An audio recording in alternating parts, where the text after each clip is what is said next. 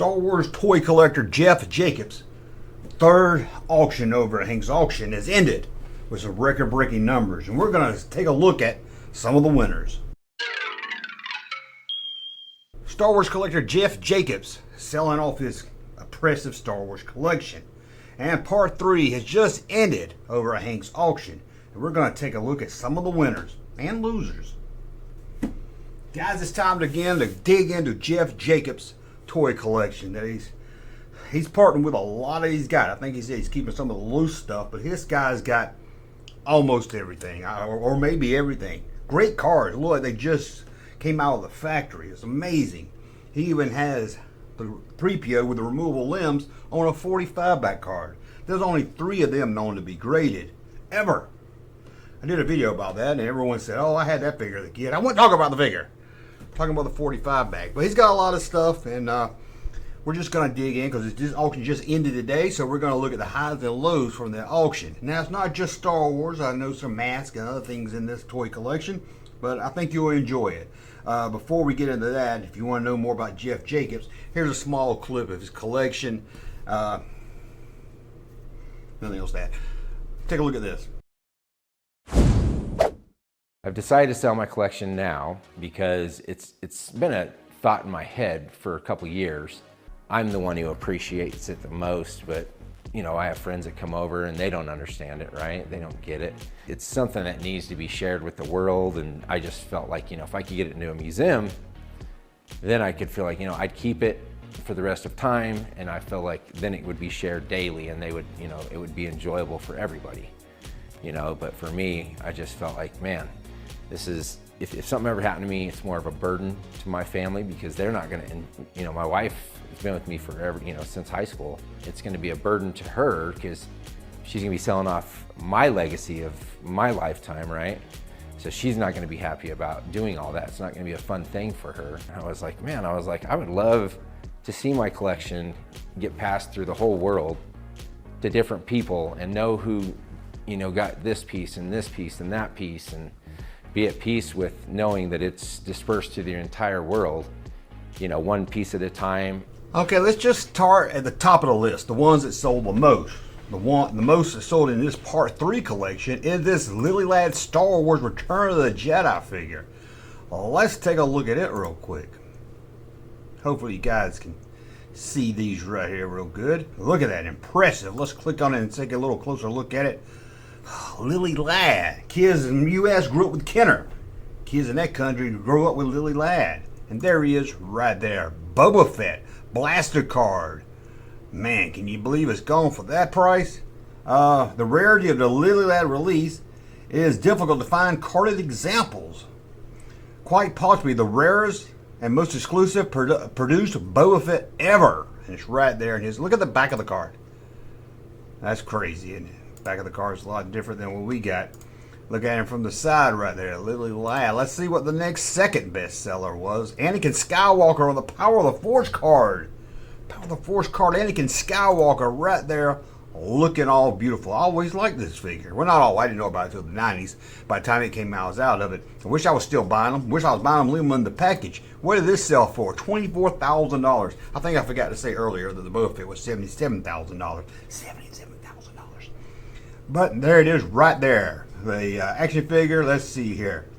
It comes with a corner cord. The card is unpunched. Blaster is yellow, and it's still sold for that much.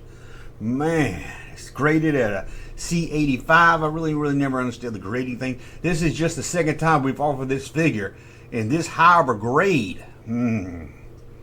At the time of the only one example graded higher than this. Man, Jeff Jacobs, what a collection.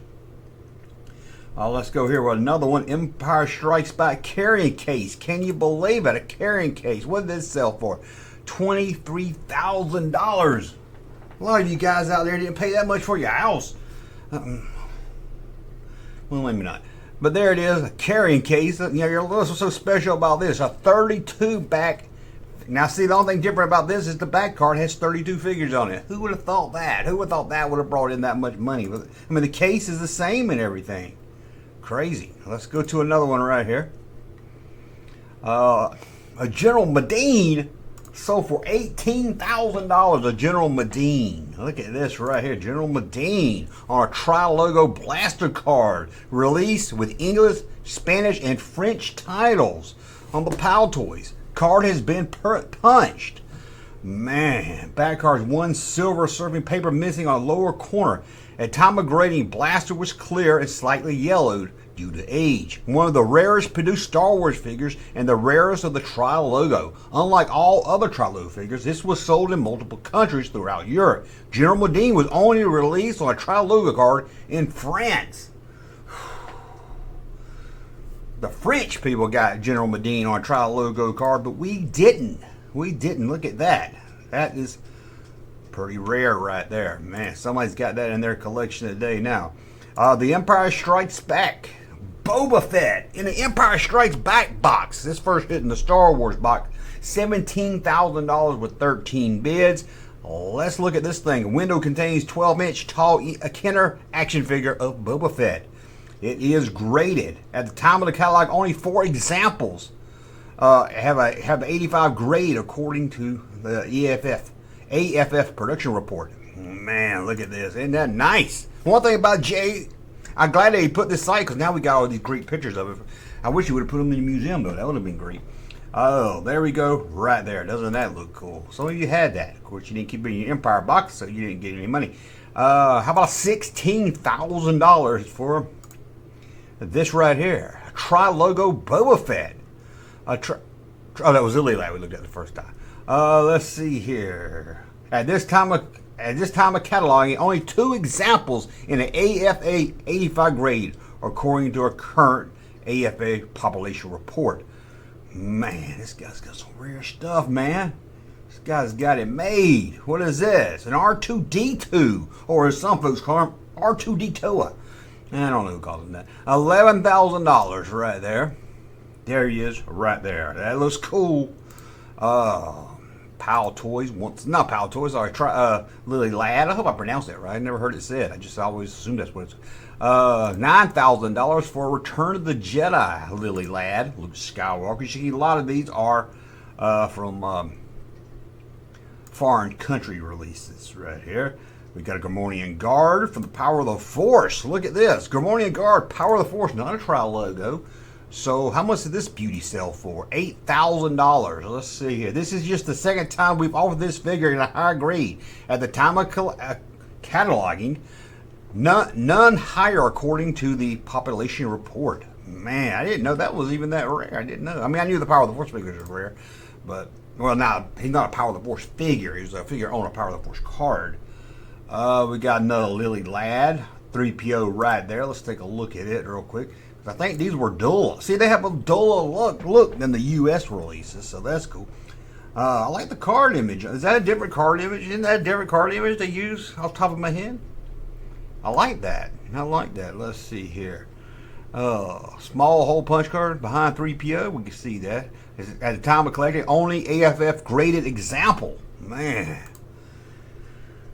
Man, here's the Transformers for you guys interested in Transformers. $7,000 right here. Oh man, among the most desirable Series 1 Transformer.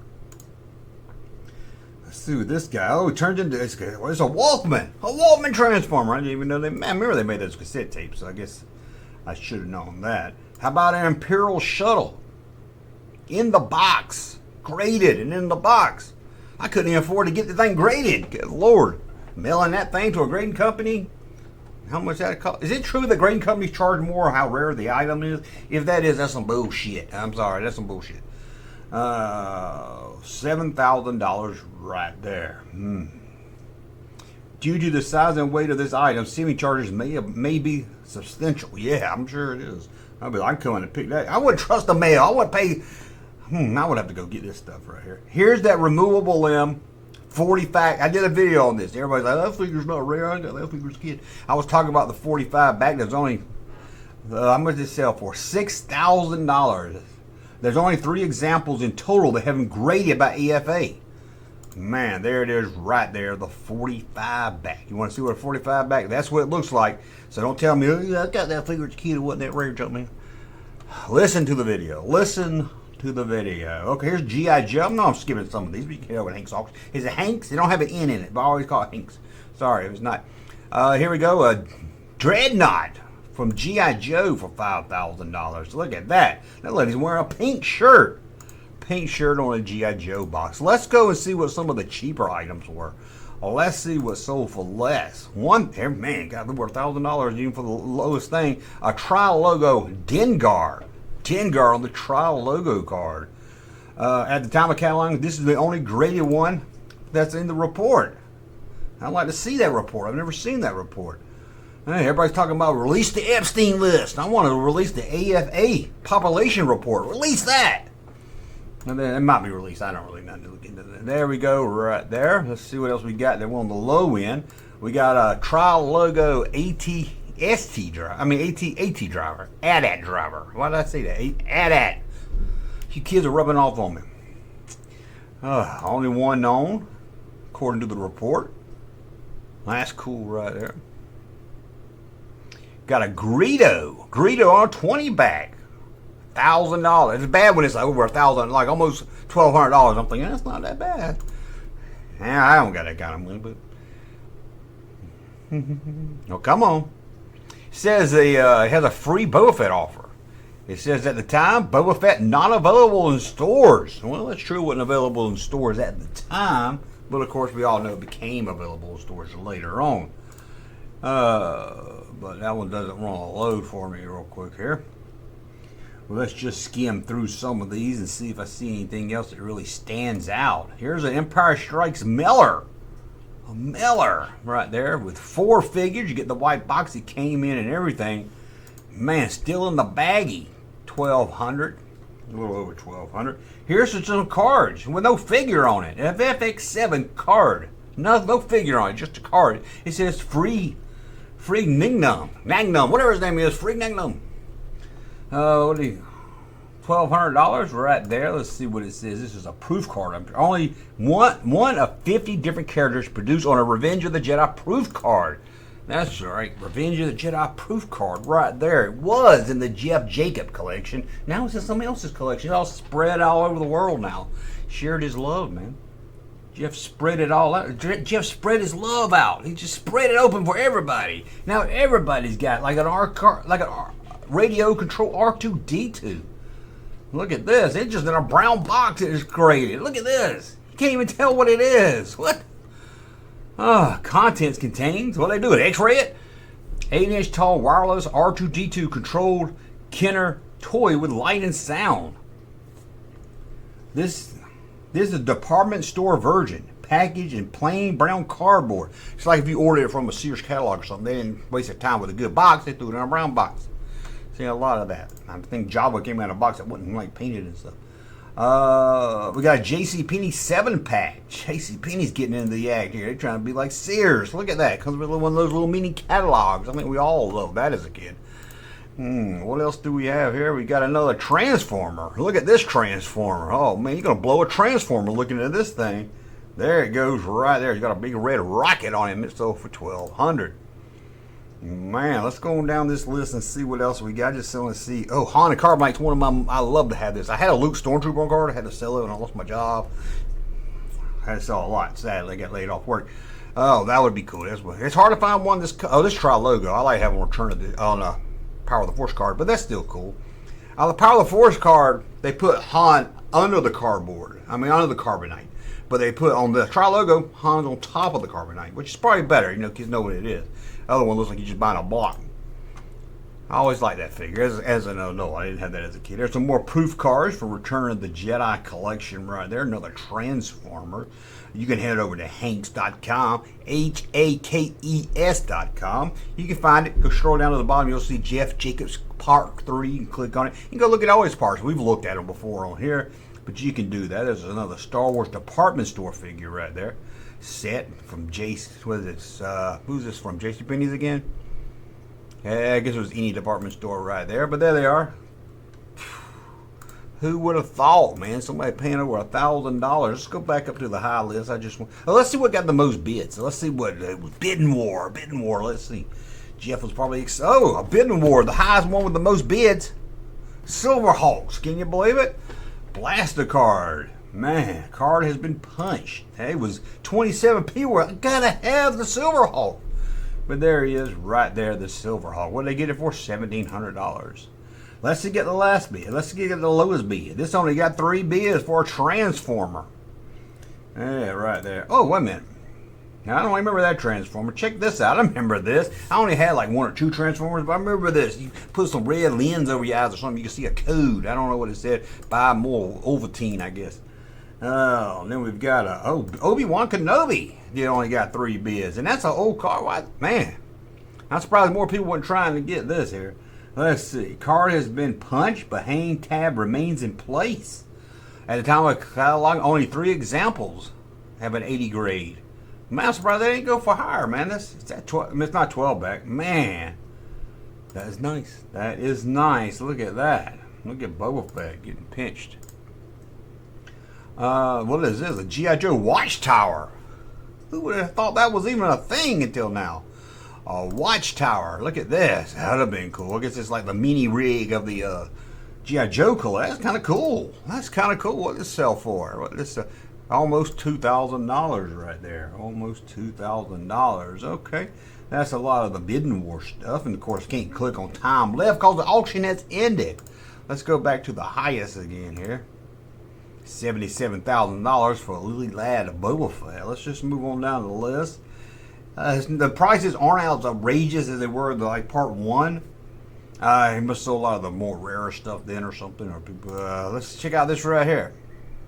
Look at there's a box of Ewoks. You want a box of Ewoks? Well, you could have went over there and bid on it. Maybe you did. Maybe you won it.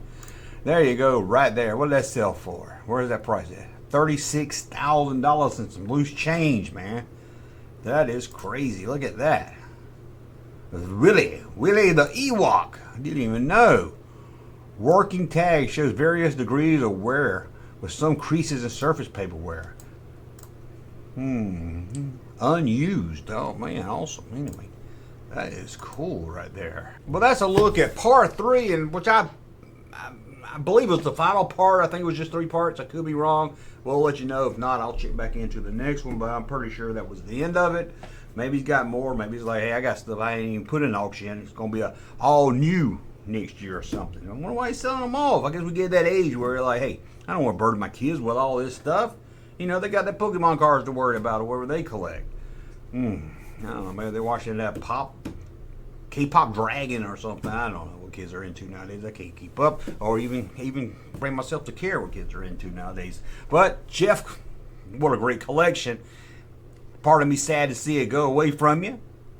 Part of me is happy to see you sold it, moved it on, made a lot of other collectors happy. So that's good to know. Well, I guess that's it, guys. Thanks for watching. We'll talk again soon. Hey, Junkman channel popping though. Thank you, sir, for that unsolicited testimony.